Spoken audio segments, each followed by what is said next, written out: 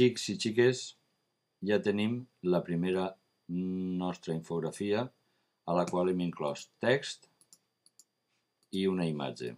Què fem ara amb ella? Primer que res, alçar una còpia, guardar-la.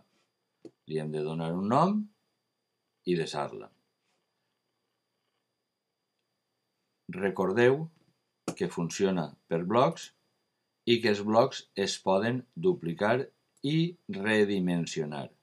Això ens permetrà duplicar un bloc i tindre el segon bloc exactament igual, amb l'opció de canviar el text o les imatges, però conservant el format. Ara tinc dos blocs exactament igual, canviarem la imatge per una altra.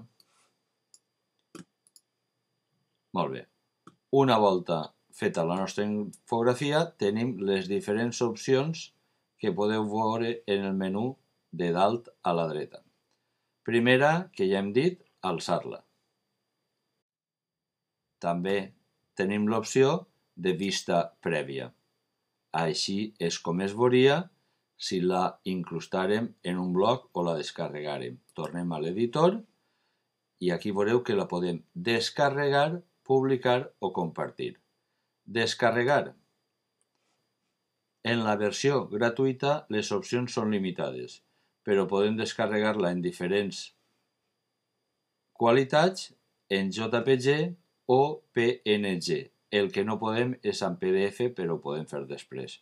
Per tant, seleccionem la qualitat que volem i la mida, li diem JPG i ens fa una còpia que ja està per a desar o obrir al nostre ordinador. Podem també publicar-la.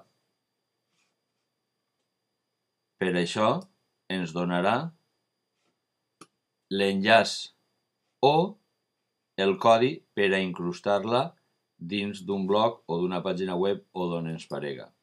I podem també compartir-la directament en les diferents xarxes socials, en Twitter, Facebook, Google+, SlideShare o enviar-la per correu electrònic a un amic. I això és fàcilment com podem crear una infografia amb Pictochart.